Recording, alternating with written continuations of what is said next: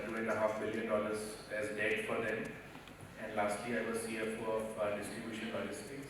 That's a company owned by the American private equity fund, Guggenheim Partners.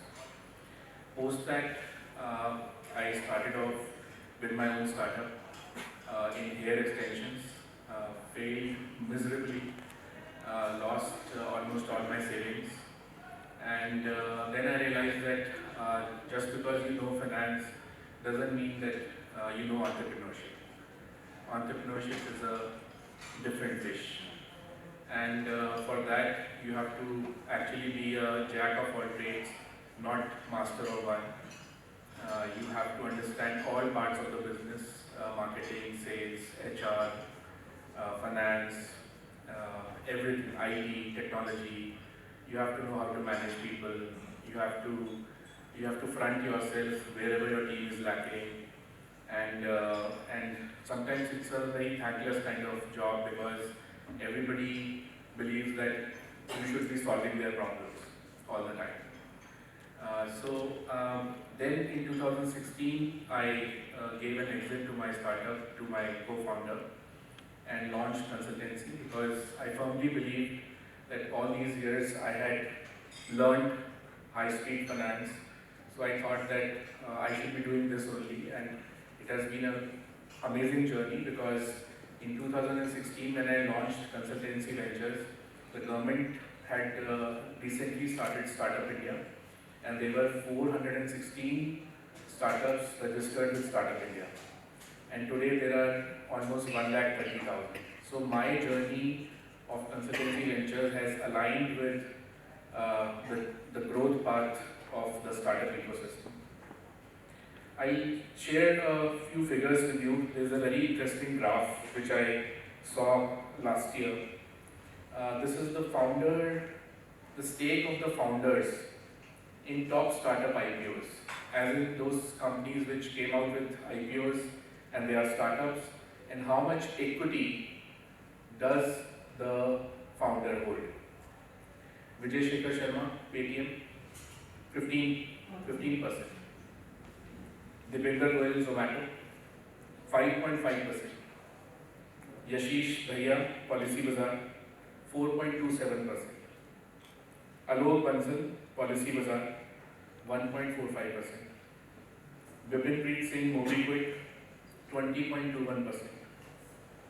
Upasana Kaku, MobiKwik, 14.31%. Vinay Sanghi, Cartrade, 3.94%. And now let me give you a figure. Falguni Nair, Nykaa, 53.5%. So she came from banking background. She understood banking, she understood venture capital, and that's how she holds 53.5% of a company which is valued at 57,000 crore. So this is entrepreneurship, this is venture capital, the beauty of venture capital, that everything multiplies, everything grows exponentially. There was a gentleman who invested 20 crores in Nykaa when she was starting off, and she knew him because he was one of the HNI clients, and he invested 20 crores. Today that 20 crores is worth 5,000 crores. So there is no other business, whether it is investing in commodities or gold or real estate or cryptocurrency or any such business which can give the kind of return which venture capital can give. But the caveat is that out of 10 startups you put in your money, 2 or 3 close down. 5 or 6, what happens is they are getting funded, they are growing, the startup founder is getting his money, is getting his salaries, is getting his bonus. But at some point the founders feel that we can't grow beyond this. So it's better ghar chala lo. So salary, just keep on taking salary, let it be at this level, let us not take more risk.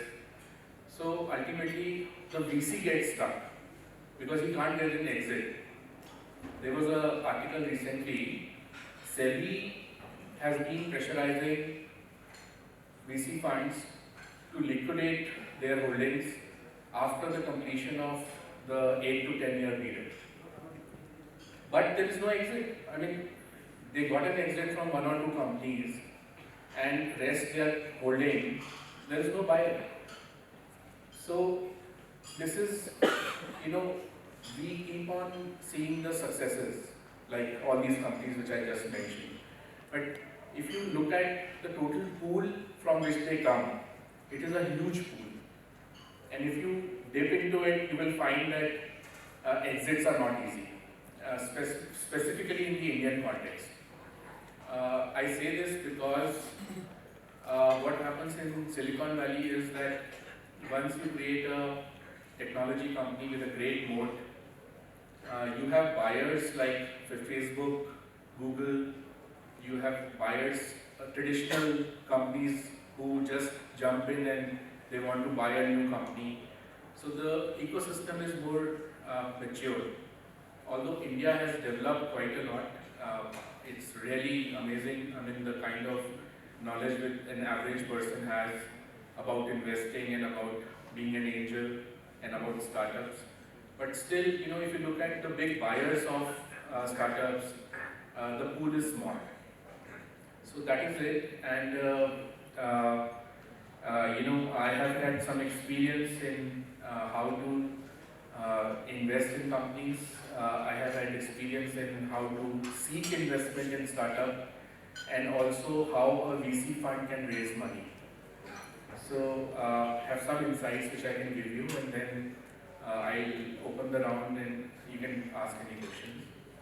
So when an investor wants to invest in a company, the biggest thing they look for is a scalable, repeatable business model. And scalable and repeatable business model, but at the same time, it should have moats. So moats are that kind of a feature in the startup which allows it to compete very strongly with other startups and other established businesses, and still it doesn't get affected. So for example, you have any technology company, AstroTalk. I remember when I started using AstroTalk, and it was 94 crore turnover they were doing, and they were just making you speak with astrologers. That is it. They are making you speak with astrologers. They are charging 30 rupees per minute to 60 rupees per minute to 100 rupees per minute, and people are paying left, right, and center. And today, AstroTalk within 1 year is doing 700 crore turnover. So what is the moat? Why are other apps not able to beat AstroTalk? Because its UI is so beautiful. It is so easy to know about the astrologer. It is so easy to book a call. It is so easy to get data to send your patri across. And he has made a fantastic business out of making you speak with astrologers. So that is called a moat. And when it comes to actually investing, then a VC fund, you have to be very mindful which VC fund you are investing in, because as I told you, it's a very risky business, and the VC guy has to have the right skills to make money for you. And when you are raising funds for your VC fund, that's a totally different ballgame. You want to open to have funds for your VC fund, like this fund came to me, Multiply Ventures from Bangalore. 3 founders. One of the founders is the son of a guy who was mentor to Mr. Narayan Murthy. And Mr. Narayan Murthy had given him shares of Infosys. So this guy's father had 5,000 crore worth of shares with him. And he had a legacy of really amazing work which his father did for Infosys, and amazing work which this guy did. So, and they had partnered with a senior vice president of Flipkart.